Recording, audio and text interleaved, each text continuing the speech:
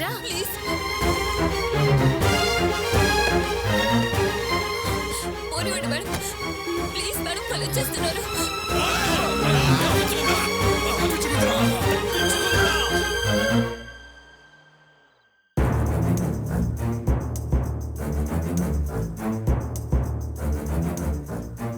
ఏంటిది?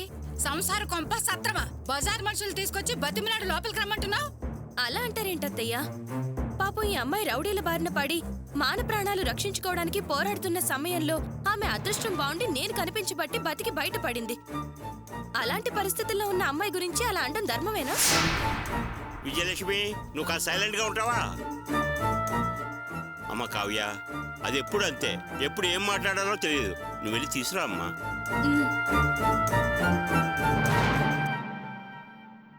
భయపడకు, రా.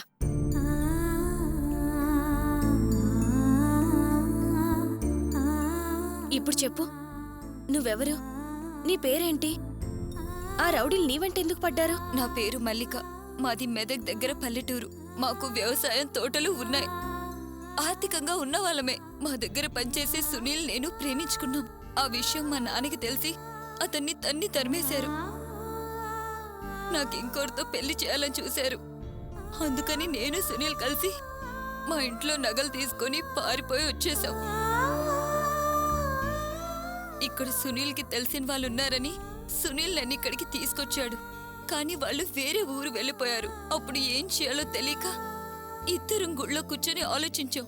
సునీల్ నా నగలు తీసుకొని తాకట్టు పెట్టి డబ్బులు తీసుకొస్తానని వెళ్ళాడు. కానీ సాయంత్రం అయినా సునీల్ ఇంకా తిరిగి రాలేదు. నేనొక్కని బతిమలాడి ఫోన్ చేస్తే ఫోన్ స్విచ్ ఆఫ్ అని వచ్చింది. బాగా ఆలోచిస్తే సునీల్ నన్ను మోసం చేశాడని అర్థమైంది.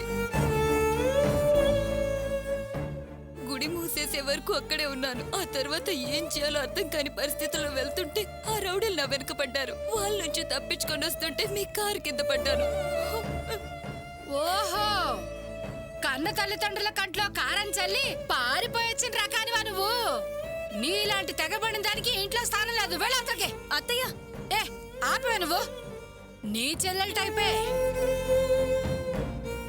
అది ఇక్కడే తిరిగింది, ఇదేమో ఊరు దాటొచ్చి తిరుగుతుంది.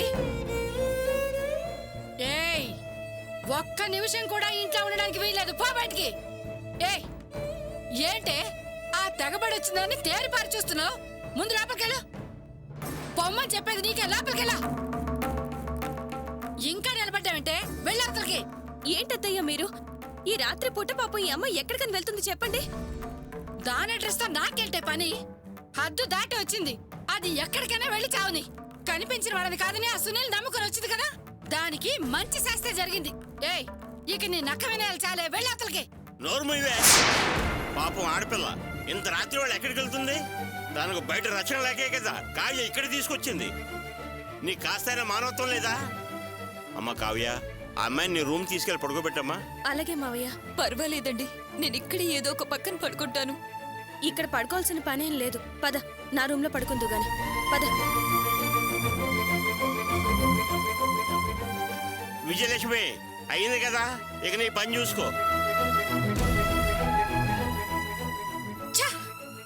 ముదరష్టాలన్నీ ఈ ఇంట్లోనే పోగవుతున్నాయి. కర్మరా బాబు, కర్మ.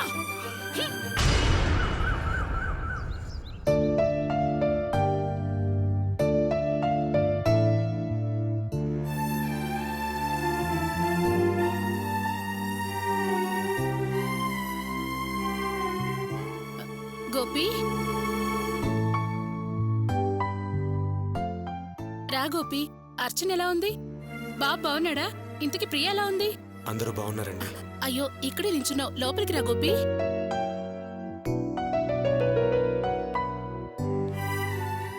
ఏంటల్లుడు గారు అలా డల్గా ఉన్నారు? మీ చెల్లెలకు పెట్టాల్సిన బంగారం విషయంలో ఏదైనా సమస్య? లేదు మావయ్య గారు, ఏ సమస్య లేదు. నాకు తెలిసిన ఒక ఆయన రఘుకుమార్ గారని డబ్బు ఏర్పాటు చేస్తా అన్నారు. ఆ డబ్బుతో నగలు కొనేస్తాను.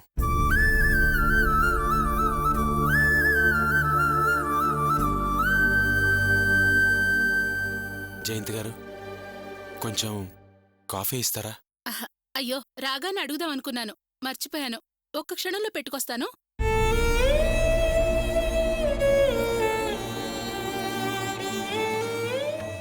ఏంటల్లుడు గారు? మీతో ఒక ముఖ్యమైన విషయం చెప్పాలి. చెప్పండి అల్లుడు గారు. ఏం లేదు అత్తయ్య గారు, పిల్లాడి విషయంలో అర్చనకి ప్రియతో అస్సలు పడట్లేదు. ఏంటండి మీరనేది?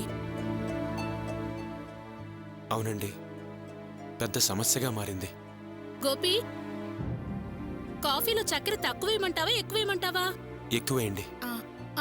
లైట్గా చేయనా స్ట్రాంగ్గా చేయనా? ఎలా ఉన్నా పర్లేదండి. సర్లే, నార్మల్గా చేస్తానులే. ఈ విషయం జయంతి ముందు చెప్పలేక కాఫీ సాకుతో ఆవిడ్ని లోపలికి పంపించాను. పర్వాలేదు, ముందు సమస్య ఏమిటో చెప్పండి. అసలేం జరిగిందంటే, నువ్వు వాడికి పాలివ్వడం నాకు నచ్చలేదు ప్రియా. నీకెన్నిసార్లు చెప్పాను బాబుకి పాలు పట్టొద్దని? దానికి కారణం కూడా చెప్పాను కదా. మన పిల్లాడు ఆకలితో మాడడం కన్నా, డబ్బా పాలు తాగడం కన్నా ప్రియ ఇచ్చే పాలు తాగడమే మంచిది. ఎందుకో చెప్పమంటావా? ప్రియ కూడా మన పిల్లాడికి కన్నతల్లి లాంటిదే కాబట్టి. అదండి జరిగింది. పిల్లాడి మీద ప్రేమతో ఒకళ్ళకొకళ్ళు సహాయంగా ఉంటారు అనుకున్నాను. ఇలా ఇద్దరి మధ్య సమస్య తలెత్తుతుందని నేను అస్సలు ఊహించలేదు. ఎందుకని అర్చన ఇలా ప్రవర్తిస్తుందంటారు?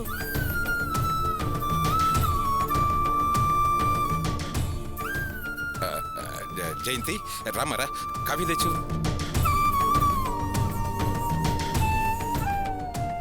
తీసుకో గోపి. తీసుకోండి. థ్యాంక్స్ అండి. జయంతి, ఏంటత్తయ్యా? వర్షం వచ్చేలా ఉంది, వెళ్ళి పైన ఆరేసిన బట్టలు తీసుకొచ్చే. లేదత్తయ్యా, వర్షం వచ్చేట్టుగా ఏం లేదే. తుప్పర్లు పడగానే నేనే వెళ్ళి తీసుకొస్తాను. బట్టలు ఈ పాటి కారిపోయింటాయి. గాలొచ్చిందంటే అన్ని బట్టలు ఎగిరిపోతాయి. వెళ్ళి తీసుకురా. సరే.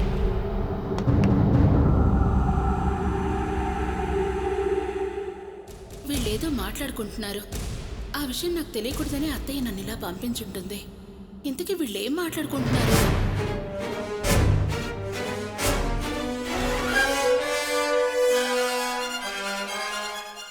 పిల్లవాడు పుట్టిన తర్వాత అర్చన మనసే మారిపోయింది. సమస్యలన్నీ తొలగిపోయాయి అనుకుంటే మళ్ళీ కొత్త సమస్య మొదలైంది. ఎందుకిలా జరుగుతోందో అర్థం కావడం లేదు.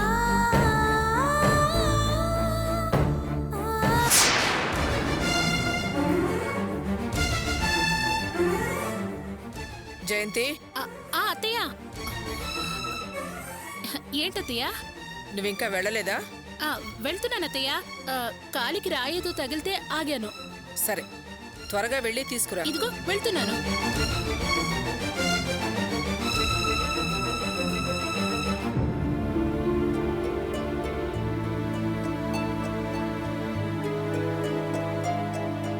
ఆ జయంతికి ఏదో అనుమానం వచ్చినట్టుంది. ఆ గోడచాటున ఆగి నిలబడి వింటోంది. అందుకే వెళ్ళాను. అత్తయ్య గారు వెళ్ళిపోయిందా? డాబా మీదకి వెళ్ళిపోయింది. ఈ టైంలో జయంత్ ఆఫీస్లో ఉంటుందనుకుని వచ్చాను. గేటు దగ్గర పలకరించగానే వెంటనే వెళ్ళిపోతే అనుమానం వస్తుందని లోపలికి వచ్చేసాను. అది మధ్యాహ్నం నుంచి ఆఫీస్కి వెళ్తానని ఆగింది. సరే, దాని సంగతి వదిలేయండి. ముందు మనం ఈ విషయంలో ఏం చేద్దామో చెప్పండి. నాకు అసలేమీ అర్థం కావట్లేదు మావయ్య గారు. అర్చనకి ప్రియతో అస్సలు పడట్లేదు. మాట్లాడితే అర్చన ప్రియని కసురుకుంటోంది. నేనేమో అర్చనని కోపడుతున్నాను. పిల్లాడు ప్రియ ఇస్తే గానీ పాలు తాగట్లేదు. ప్రియ ఎత్తుకుంటే గానీ ఏడు పాపట్లేదు. ఎందుకో మనకి తెలుసు, ప్రియది పిల్లాడిది రక్త సంబంధం. నాకు తెలిసి పిల్లాడు అర్చనతో ఉండలేడేమో అనిపిస్తోందండి. అందుకని అర్చనకి నిజం చెప్పేద్దామండి. అయ్యో అల్లుడు గారు, తొందరపడి అలాంటి పని చేయకండి. ప్రియ అర్చన జీవితాలు బాగుండాలనే కదా మనం అంత శ్రమ పడ్డాం. మీరు బయటపడితే మనం పడ్డ కష్టం అంతా గంగపాలైపోతుంది. అది కదా అత్తయ్య గారు, మనం తీసుకున్న నిర్ణయం వల్లే కదండి ఇప్పుడు ఇంత ప్రాబ్లం అయిపోయింది. పోనీ అర్చనతో నిజం చెప్పేస్తే మహా అయితే ఏమవుతుంది? ఒక వారం రోజులు తను బాధపడుతుంది, ఆ తర్వాత ఊరుకుంటుంది. అర్చన్ని అప్పుడు నేను మేనేజ్ చేస్తానండి. కనీసం పిల్లాడు ప్రియ అయినా ఆనందంగా ఉంటారు. ఎలాగో ప్రియని దీనా పెళ్లి చేసుకుంటానన్నాడు కదండి. ఈ విషయం బయటపడకూడదని, ఎలాంటి గొడవలు జరగకూడదనే కదా దినాకి ప్రియనిచ్చి పెళ్లి చేయడానికి ఒప్పుకుంది. పైగా తనని మోసం ఎందుకు చేశారు, బిడ్డని ఎందుకు మార్చారు అని అర్చన మనందరితో జీవితాంతం మాట్లాడడం మానేస్తుంది. అది అంత మొండిది. వద్దలుడు గారు, దాన్ని మళ్ళీ మా నుంచి దూరం చేయకండి. మీరు చెప్పేది నిజమే అత్తయ్య గారు, కానీ ఏం చేయాలో అర్థం కావట్లేదండి. మీరు అన్నట్టుగా అర్చన అలా చేసినా చేస్తుంది. దినా కూడా ఈ విషయం తెలిస్తే అస్సలు ఊరుకోడు. ఏం చేయాలి?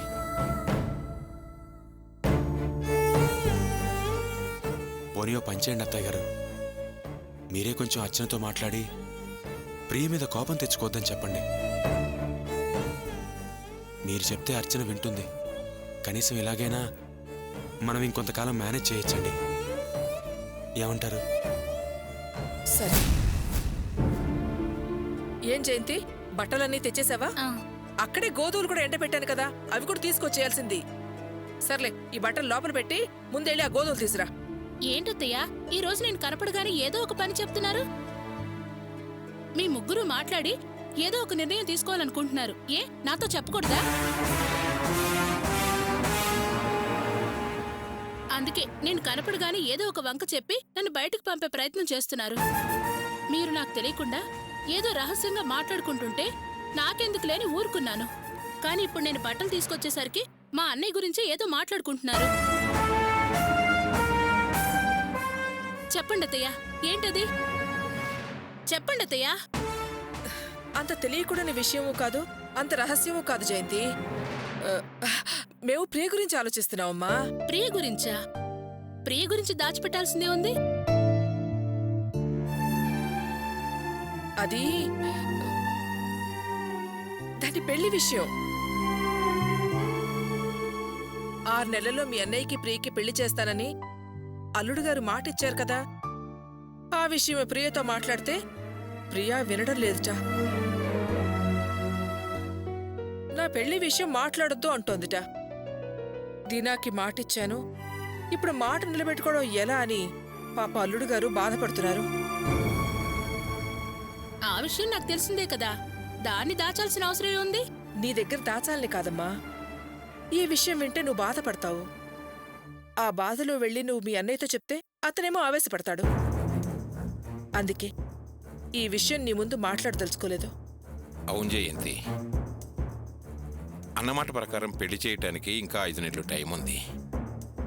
అల్లుడు గారు ప్రియకి ఎలాగోలా నచ్చజెపుతాడు గాని నువ్వు ఈ విషయం మాత్రం దినాకి చెప్పొద్దు. మావయ్య, ప్రియ అంత తేలిగ్గా మా అన్నయ్యని పెళ్లి చేసుకోవడానికి ఒప్పుకోదని నాకు బాగా తెలుసు. మాకున్న నమ్మకం అంతా గోపి ఇచ్చిన మాట ఒక్కటే. నేను ఇంట్లో అడుగు పెట్టిన దగ్గర నుంచి ఈ ఇంటి కోడలుగానే నడుచుకుంటున్నాను. నేను ఈ విషయం వాళ్ళతో చెప్పను. ధైర్యంగా ఉండండి. చాలా సంతోషం అమ్మా. అత్తయ్య గారు, మరి నేను బయలుదేరుతాను. అల్లుడు గారు, నేను చెప్పిన విషయం బాగా గుర్తుంచుకోండి. అలాగేనండి. మంచిది. వస్తాను మావయ్య గారు. మంచిదండి. వస్తానండి.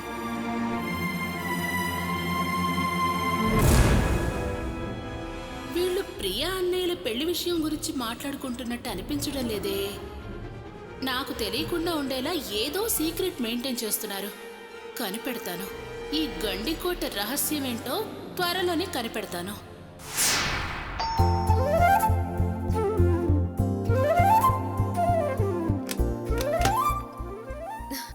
బాబాయ్, ఏమ్మా బాగున్నావా? బాగున్నాను.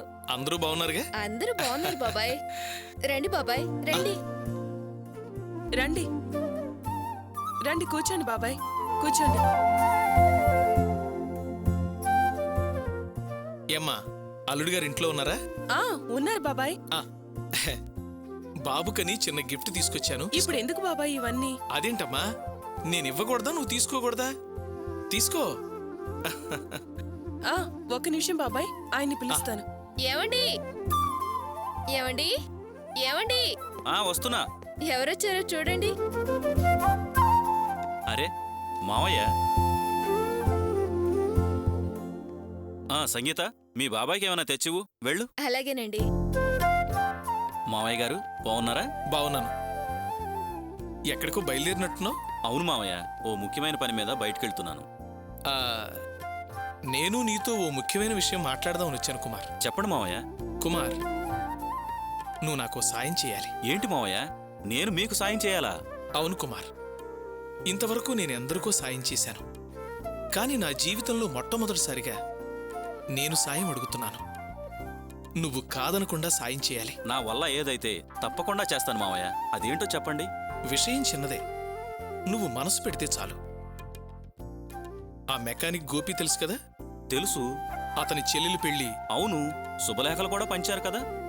ఆ అమ్మాయి మీ కూతురు ఆడపడిచే కదా. మీకు శుభలేఖ ఇచ్చుంటారు కదా. ఆ, ఇచ్చారు. కాని వియ్యంకుడనే మర్యాద ఇచ్చి పిలవలేదు. పద్ధతి తప్పి అవమానకరంగా ప్రవర్తించింది ఆవిడ. ఆ విషయమే నీతో మాట్లాడదామని వచ్చాను.